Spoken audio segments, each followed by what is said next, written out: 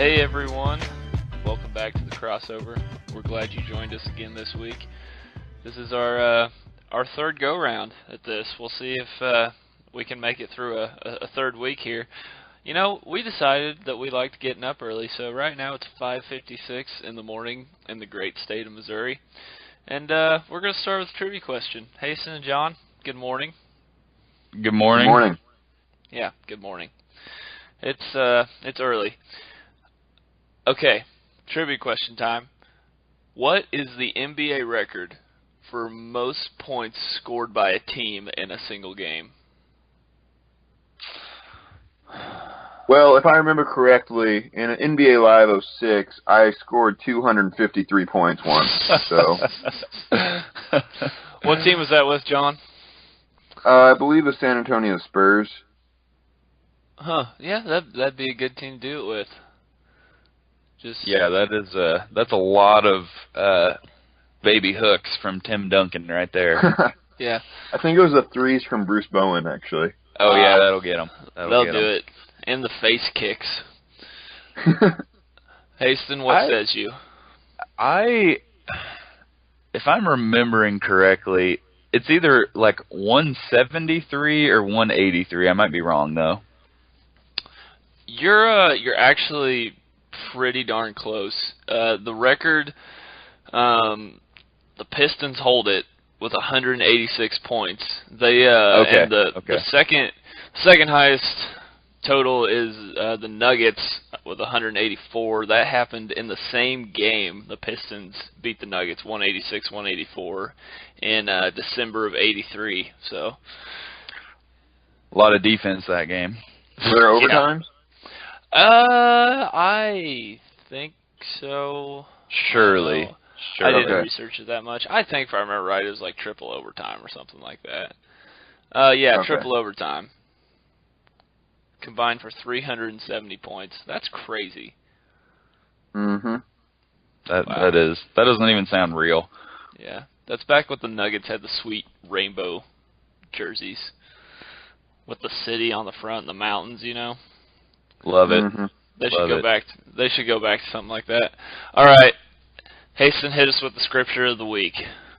Our scripture of the week, brought to you by the Richmond United Methodist Church, is from Psalm 51, verses 10 through 13. God, create a clean heart for me, and renew a steadfast spirit within me. Do not banish me from your presence, or take your Holy Spirit from me. Restore the joy of your salvation to me, and give me a willing spirit. Then I will teach the rebellious your ways, and sinners will return to you. Wow. Bless up. Open hearts, open minds. Yeah. Thank you, Hasten, on behalf of the Richmond United Methodist Church. All right, boys, since we're lazy, we're going to talk about the NBA playoffs like we do every week. I don't know what we're going to do whenever the finals are over. I guess just talk about freaking baseball. It's even better. We can recklessly speculate all of the time about NBA off-season moves that are going to happen, and I'm so excited for it. That's true. I am looking forward to that, and just neglecting. I'm looking forward to being the lead of the show with the 30 and 90 Royals. Yeah, you will be for sure. You're taking over then, John. But also, like, whenever the playoffs get over with, you guys have got to just go follow like every big name, like free agent this summer. Like, if you're not following LeBron, Paul George, Kawhi Leonard, like, you've got to go out and follow those guys. And then, like, every time they post, like, Kawhi Leonard's, like, happens to be in L.A. for some baseball game, even though I think he's got family there, like, then we freak out and say, oh, he's going to the Lakers, no doubt. No, he's going to the Clippers. Yeah, exactly. See, things like that, just reckless. It's so fun. I'm excited about neglecting baseball in June and July because I just can't make myself care about it. John, I know that breaks your heart, but I just can't. Yeah, I've heard it for a year. Yeah. Yeah. Yikes. All right, NBA playoffs. Right now, we've got some interesting series going on. I would say both underdogs, even though they're both the higher seeds. Boston and Houston are both up 3-2 now. What do you guys think? I mean, I'm just going to kind of leave that open-ended. I guess let's talk, since Game 6 of Cleveland, Boston tonight. We can talk about that first. Yeah. In Cleveland, I like Cleveland tonight. Yeah, I think Cleveland's going to win tonight. There will be Game 7. And then I do too. You could see LeBron conserving some energy. Once that last game looked kind of out of hand, I mean, you could see him kind of scaling it back. But wow, I mean, thinking back to what we talked about a week ago, I mean, what a difference a week can make. Both series looked like they were definitely trending in one direction, and now both of them kind of look like they're going the other way. Yeah.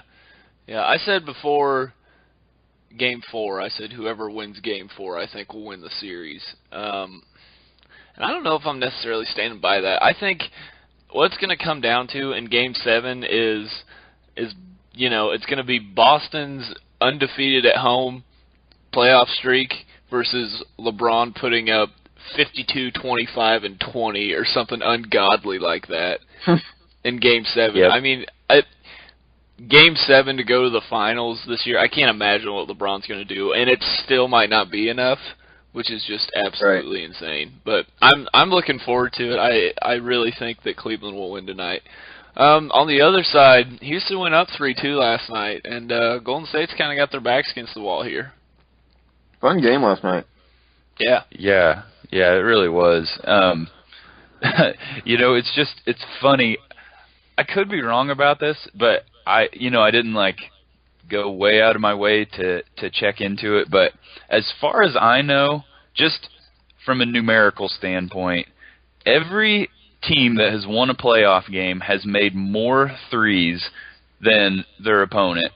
And that might be overly simple analysis, because last night Houston actually they made more threes, but they actually shot a worse percentage. So you can't say that is the only reason, but man, that's got to be something. That's been what's happened every single game, I think, in both series up to this point.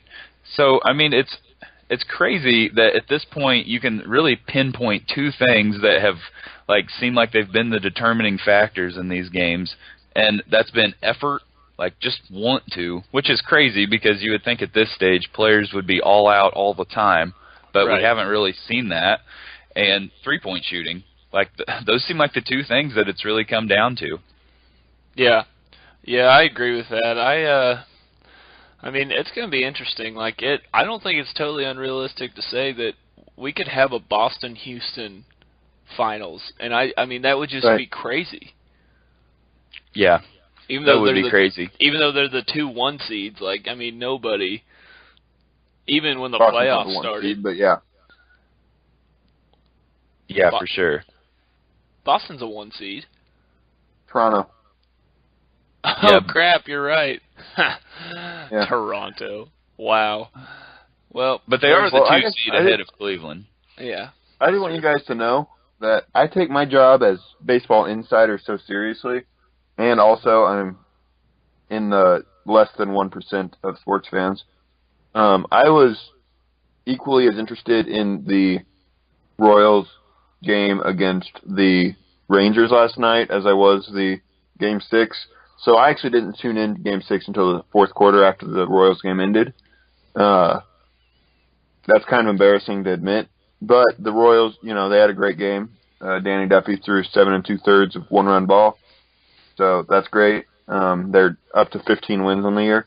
So that's great. That is great. Anyway, I very much thought that Golden State would still pull out the game last night, even when I tuned it in. I think it was a tie ball game when I tuned in. And James Harden just didn't look all that good at all.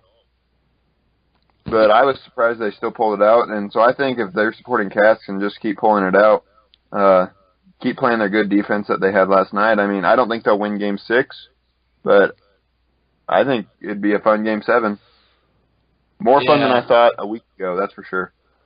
I think they need. Yeah, one of the weirdest things about that Houston and Golden State series has been that the Warriors have looked totally inept in crunch time.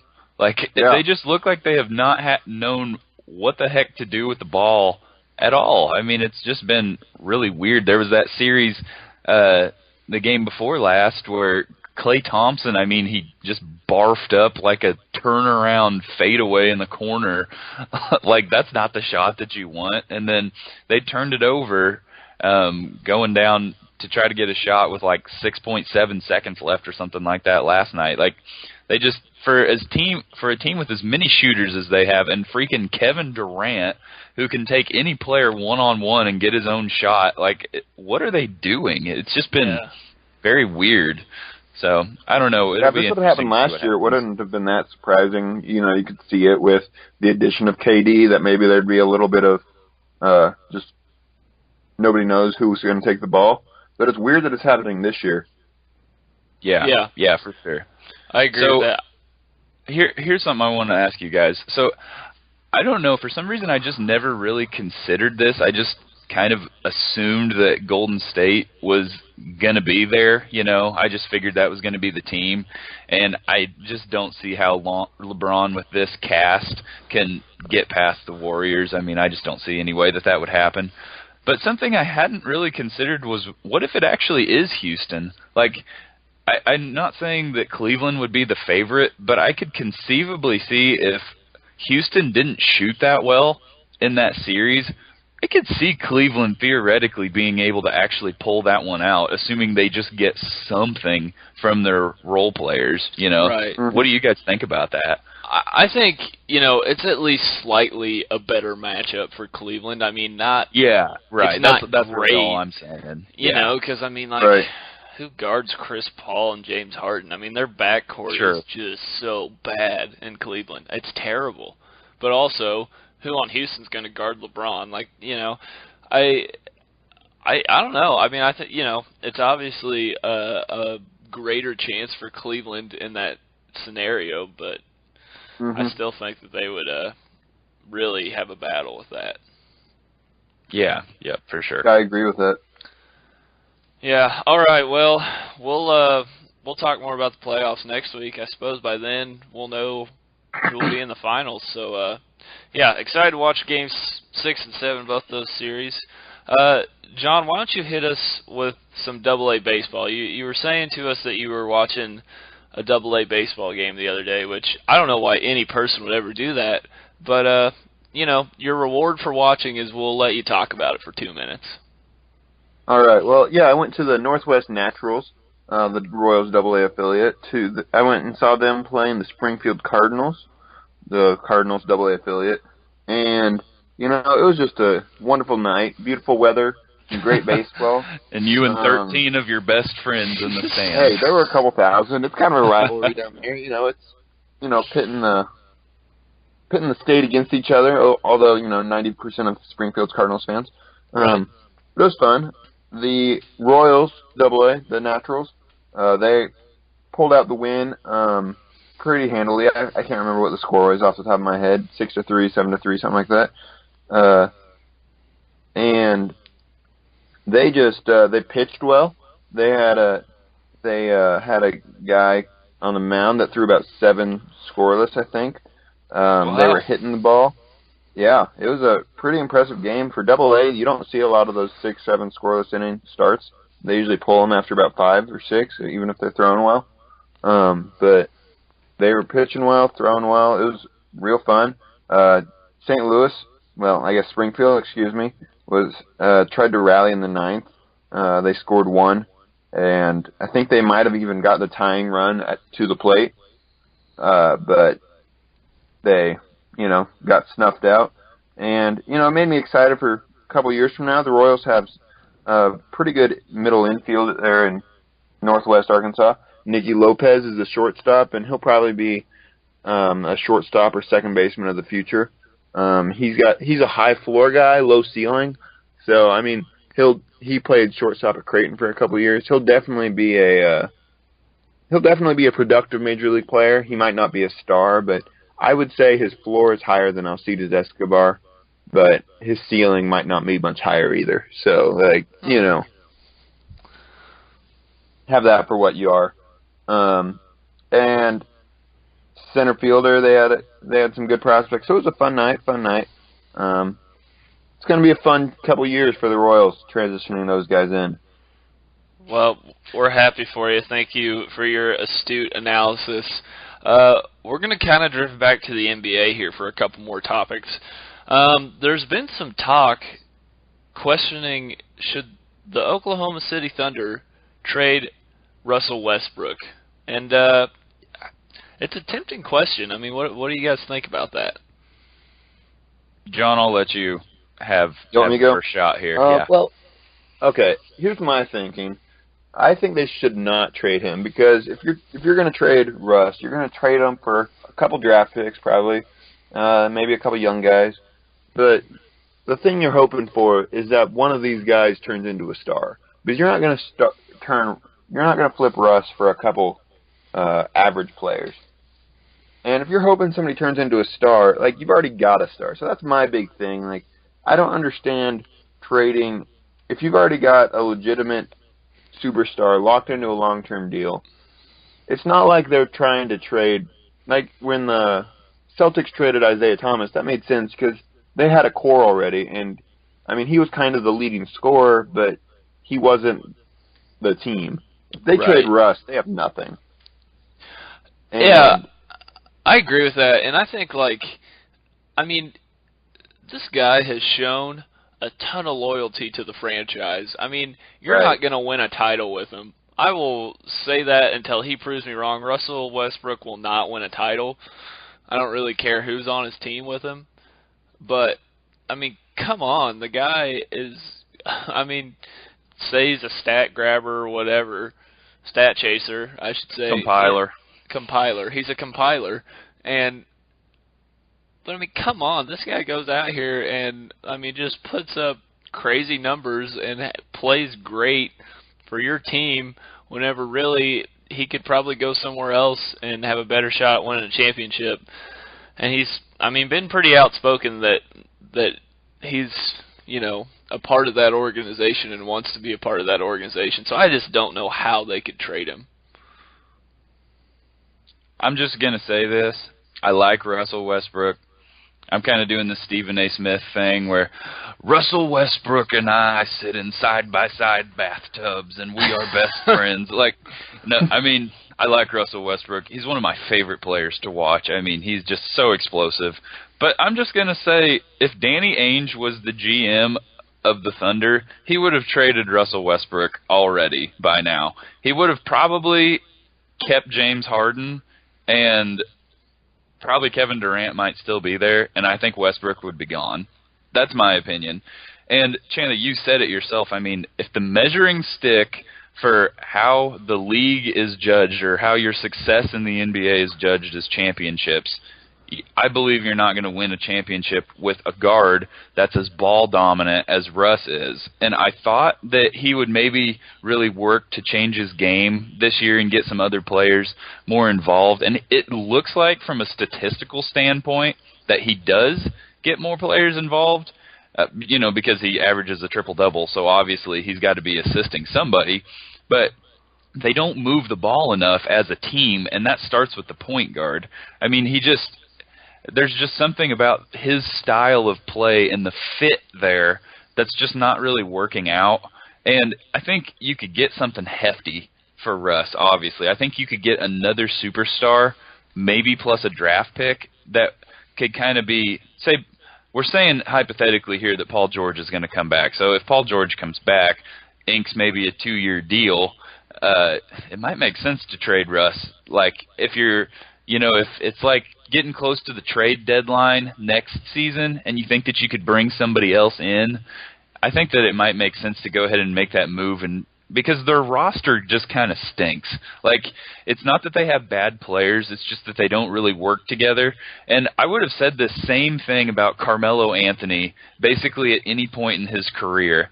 I love Carmelo also, but I don't think you're going to win a championship with him just because he's such a ball-dominant player. Like, it's like having a single ISO player who just, hangs out in the post, takes 12 dribbles, and then shoots a turnaround J. Like, it's a stagnant offense with those two guys. And to Carmelo's credit, he changed his game to be more of a catch-and-shoot player. But I would trade Russ.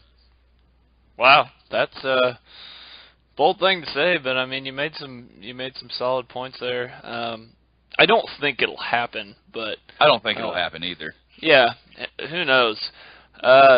So some other speculation that's been going around, at least around the Kansas City area, that a lot of NBA execs are thinking that sometime in the not so distant future, Kansas City's going to have an NBA team, and we could talk all day about topics, but the most important one is, what would the mascot of that team be? John, what do you think? Okay, there's two main trains of thought for naming a team. You can go with stick with the theme kind of, the Chiefs, Royals, they used to have the Monarchs, the Kansas City Kings used to be there. If that's the case, if you're going that way, I mean, there's nothing better than the Kansas City Kings. Obviously, you can't take that from the Sacramento Kings. But if there was a way to get the Kansas City Kings back, that would be the best mascot, in my opinion. Just because it flows, it goes, it's a good mascot. I don't think that's going to happen. So you go to the other main train of thought, and you take what your city's famous for, and you name your team around it. If that's the case, I think Kansas City is most famous for the barbecue. So I'm going to go with the Kansas City sauce. Ooh, I thought you were going to say the Kansas City ribs. I thought about that, but that just sounds a little Kansas weird. City spare ribs. The Kansas City Kansas City rib tips. Yeah. Wow. Okay, we could go. Let's not spiral here. We could go on forever. John, that's Kansas City sauce. Final answer. All right, I like that. Hasten, what do you think?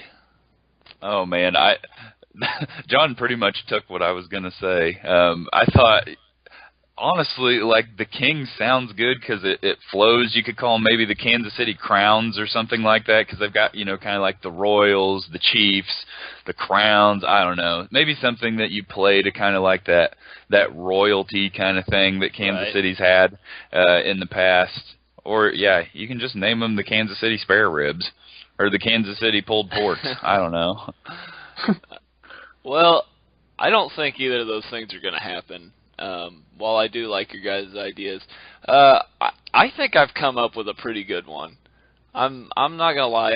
I'm thinking that this is what they should do. It kind of ties into the royalty theme, loosely at least, and I think it rings well. Kansas City's NBA team, the Kansas City Crusade. Oh, I like it. Oh, okay. Or Crusaders, either way. But I think. Huh. I think that, I mean, it's kind of got the alliteration thing, and it loosely ties in with royalty, I think. So I think Kansas City Crusaders or Crusade. I don't know.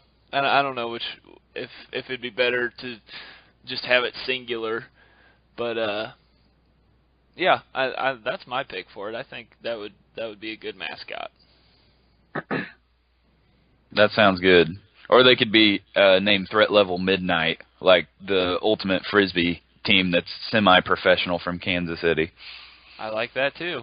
Well, there's lots of good ideas. I don't know who we write to about that, but we should get on it. So, folks, now we're going to introduce a segment called Is This Rock Bottom? And we talked about it last week. First, we're going to start with some baseball. Robinson Cano, fellas. Is this rock bottom? I think it definitely is. Once a Yankee, always a Yankee. Once a cheater, always a cheater. Robinson Cano is getting suspended for quite some time. I don't remember the details. 80 games. 80 games, because, he juiced. So I would say yes, this is rock bottom for Robinson Cano. I'm going to say no. And I was going to say yes, but then I heard somebody talking about it. I think it was Jason Sciambi on I don't know, the Dan Le Batard show or something. And he said, they asked him, would you take steroids if you got $228 million or whatever the details of his 10-year contract were? And he thought about it for a while, and he was finally like, yeah. Yep, I'd probably give it a shot. And so I thought, like, from a playing standpoint, yeah, this is probably rock bottom for Robinson Cano, but he has whatever he's guaranteed out of his 28 or $25 million deal. So that's a great point. He's wiping his tears with his money right now and the blood from where he injected the steroids with $100 bill, right? Yeah, I would say this is definitely rock bottom. I'm going to go at it from a different perspective. I don't think he's a Hall of Famer. I think he had the start of a Hall of Fame career, but since he's gone to Seattle, his numbers have dipped, and I don't think he'll be a Hall of Famer. But I don't think he knows that. I think he was still eyeing the Hall of Fame, and that's probably why he was juicing. Right. And so I think this takes him out of the Hall of Fame pretty. If Barry Bonds and Mark McGwire can't get into the Hall of Fame because they were juicing, and they've got Hall of Fame numbers to boot, I don't think he's going to get in with a positive drug test, especially if he's a borderline guy. So I would say no, because this knocks him out of Hall of Fame contention pretty much completely. So Gotcha. Yes, I would say yes, it is rock bottom. Excuse me. There you go. Sticking with baseball, Jose Bautista, he got cut by the Braves. Is that right? Yeah. Yeah. Is this rock bottom for After Jose 15 Bautista? games. Yeah. Rock bottom. I'd say I will shout that for the mountaintops. From the Royals that have won 15 games this whole year, but Jose Bautista is at rock bottom. I can't speak to anything that Jose Bautista is doing. I know his numbers are way down. I don't follow him that closely. I think he's a turd. But I'm just going to say yes just because I don't like him. Fair enough. All right, switching to basketball now. You all might have seen this. There was some petty NBA crap going on. Well, really all the time. I love it. The pettiness is unreal. I love it. It's off the charts, and it's why people love the NBA, but it's just ridiculous. And speaking to that pettiness, some NBA meme Instagram account posted something about who would have thought whenever I don't remember what year. Was Melo in that 03 draft class? Yes. Yeah. Yeah, so in the 03 draft that Kyle Korver would wind up having a better career than Carmelo Anthony or something like that, which, okay, that could definitely be argued, but funny nonetheless. And Carmelo just couldn't keep his mouth shut and had to reply some petty, weak comeback to this meme account because eye roll emoji. Right, yeah. So since Kyle Korver is better than Melo, is this rock bottom for Carmelo Anthony? Well, I will say that Carmelo is not in a very good place right now because he needs to come off the bench. If that's what's best for their team, and he doesn't want to do it, and his numbers are down, and not only that, but he just didn't shoot the ball well this year at all. I didn't think he had a very solid year, and now he's getting all hot and bothered by where his legacy's at. I'm gonna say from a standpoint of his life's not that bad. Let's be clear. And he's not that bad of a player. Let's be clear on that. But just as far as what his careers look like up to this point, yeah, this is probably as low as it's been for Carmelo so far. Except New York kind of sucked for him because Phil Jackson. Let's remember he spent years in New York under Phil Jackson in that hot mess. So. Run the triangle. Right. I would say, I don't know. I think maybe Melo's been at rock bottom since then. I don't know that his level in the sea, if we're talking rock bottom, then it's ocean terms. I think he has stayed constantly on rock bottom, but the scenery's just changed. I don't really think it's that much different than New York for Melo, but it's just kind of a change of scenery. So I'm going to say right. He yes. is out of the headlines because he's not in New York a little bit. Yeah, so. and I was just going to say he was putting up better numbers in New York because they didn't have anybody else, so he could jack up 40 shots a game and no one cared. Yeah, so I would say yes, Melo is still at rock bottom because Kyle Korver's better than him. last one here for Is This Rock Bottom? My health, my current health status. What do you guys think? I don't think you're quite at rock bottom. I think you've been doing a little bit to stay physically healthy, but I am quite worried about your Pop-Tart consumption. I mean, that might be at an all-time high. Oh, I heard you had a banana this morning, which is good news. Get that potassium in there. What yeah, if you I were told chewing you in the microphone, and it was so annoying and weird. What if I told you that I also had Pop-Tarts for breakfast along with my banana? Well, it can't I'm worried quite about your be mental rock health bottom. at that point. Yeah. It can't quite be rock bottom because if you were just eating Pop-Tarts and then, say, maybe adding double-stuffed Oreos into the equation, then I'd be a lot more concerned. I'm only, I would say, moderate concern. So you could still plummet even further, but let's be clear, you are near the bottom of the mountain, sir. Definitely not rock bottom, but you're swimming in the ocean. If you guys don't mind, I'd like to speak a little to this. So about a week ago, maybe 10 days, I decided, okay, this summer, like, I've kind of gotten fat, this last spring semester. It was not good to me. Again. I put on about probably 15 pounds over the school year.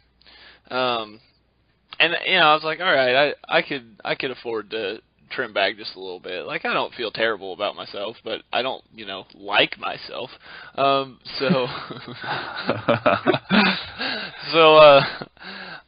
decided about 10 days ago I was going to try to be healthy and eat a little better. So I have been eating a little better. I've mostly cut out Pop-Tarts for breakfast. I just needed something quick this morning, so I just threw some Pop-Tarts in the microwave and grabbed banana and stuff. So I've been eating a little better. I've been trying to stay disciplined and not eat a ton of sweets. And I've also been working out every day. And let me tell you, this week, every day, when I've gotten up in the morning, well, not really when I've gotten up, but by the end of the day, I've just felt fatter and fatter than I did the day before. And I don't really understand why, because I feel like I'm making good, healthy choices. So maybe that's the problem. Maybe I just have like a reverse metabolism. I don't know. But no, that's I would. the thing. Yeah, that's totally a thing. I would say this is not rock bottom because I think there is a long way I could fall. Oh yeah. I mean, like, my capacity for eating sweet foods is off the charts, and my desire to eat sweet foods is off the charts. It's unbelievable. And I'm trying my best to not give in to those desires. So yeah, I think I've got a long ways to fall. But it's not great. I'm not saying it's good, but there's a long way to fall. Real quick before we wrap up here, let's hit some over-unders. Uncle Drew, the movie's coming out soon, and I think we're all real excited about it. So this isn't exactly an over-under, but it kind of is. The question for you guys is, will Uncle Drew make more or less than what it costs to produce at the box office? And right. With that, I will say ahead. I have no idea what the production cost is. I can't imagine very high. I don't know what it is either. I tried to find it online so we could have an actual number for the over-under, and I couldn't find anything. So I'm going to just say this. So this is basically going to be a glorified Pepsi commercial, like that they've made into a movie, because that's what all the videos are. And I love the videos. I think they're hilarious. And I love watching Kyrie Irving, even though it's kind of fake, like still school people, because he's got unbelievable handles. They've got a good cast, actually. I think Nick Kroll, Tiffany Haddish, Shaq, Chris Webber, Reggie Miller, I believe. So they've got some people you've heard of in this movie. And the bottom line for me is that all the Sharknado movies have made money. None of those movies have lost money. And I'm guessing that the budget for those movies are probably pretty similar to what the budget for Uncle Drew is going to be, or is. Maybe Uncle Drew's got just a little bit more to pay all those people. But I would think they're going to make at least a little bit. Can't imagine it's going to be very highly grossing, though. Yeah, Well, I I'll think pick. the crossover watch party that we'll have, that alone will bring in a couple million people. So That's true. Yeah. That is true. Hasten, to piggyback off what you said a little bit, you know, I I think probably my perspective on this is skewed just because everybody I know, knows Uncle Drew. Not everybody I know, but a lot of the people I know are sports fans, and they like Uncle Drew, and some will probably go see this movie. I think it depends on how big kind of the cult following of Uncle Drew is, and to me, I would say it's probably big enough to make money, but I also don't really know that. So I'm gonna go ahead and say yes. So we're all taking the over. Yeah. Yeah, I'd say so. Royals right now are on a tear, fellas. They won the last two games of the I-70 series against St. Louis and won yesterday. They're on a 3-game win streak. So Royals win streak, when it ends, will it be at over or under 3.5 games? Keep in mind they're at 3 right now. Not really following the baseball regular season very much. I'm going to say if they're at 3 right now, give it to them, baby. They're going to win 4. Yeah. Yeah, they're going to win tonight. They're going to win tonight. Then they're going to win Saturday when Bartolo pitches. They're going to take it to Bartolo, and then they'll probably lose Sunday. Right. Yeah. I'm going to take the under because the Royals suck and they're terrible, even though they shouldn't be. They're going to lose probably. Ouch. I'm just being realistic. Last one. Yesterday we got our 27th follower on Twitter, and that's a pretty big deal. So by June 1st, which June 1st is a week from today, will we have over or under 29.5 followers on Twitter? Let's see. That's 3 more. Oh, give it to us. Come on, baby. Yeah, we're gonna have exactly 30, I think. I'm gonna take the under. I don't think we're gonna make it. We might get to 29, but I don't think so. John, what do you think? I think we'll be right at 29.5. I think we'll be at 30, but then drop down. Somebody unfollow us after some of our hot takes. So I think we'll be right at 29.5. That's true. It's my controversial Russ point. Right. Yeah. I think it's interesting to see, how our trendiness goes up and down. We talked about how we were psyched about having 84 listens our first week. Well, that dropped to about 25 this week. So, but hey, if you listen to us, we appreciate it. We're glad you're here. And if you're here now, you about made it to the end of the show. So congrats. We're gonna get some shout outs here to close up. Guys, what do you got? Who are you shouting out to? I'll go first. I would like to shout out my cat Steve this week, because last week, if you actually listened to the podcast, he meowed literally the entire time that we were doing it, and it was so annoying. And you can hear it in the podcast very clearly. And he has sat by me this entire show and just sat on the floor and not meowed one time. So he's done great. I would also like to shout out Calvin Swafford, our 27th follower. He is in my high school youth group and multiple sport athlete, great scholar. Kid's going places. Attaboy, Calvin. And also shout out to Steve, my favorite nephew. John, who you got? I just want this to be known on air. I'm accepting bribes for my future shout-outs. This is one of the hardest parts for me to come up with a shout-out. So from here on out, if you'd like to be my shout-out, just let me know. We'll see what we can work out. With that said, I'll give my shout-out to my former landlord, Doug, just because he's kind of a slimy and interesting character. And, I think he needs to be recognized. Doug. Attaboy, slimy Doug. There's a couple I kind of wanted to do. I'll save one for next week. I'm going to shout out to Division 6 Bound.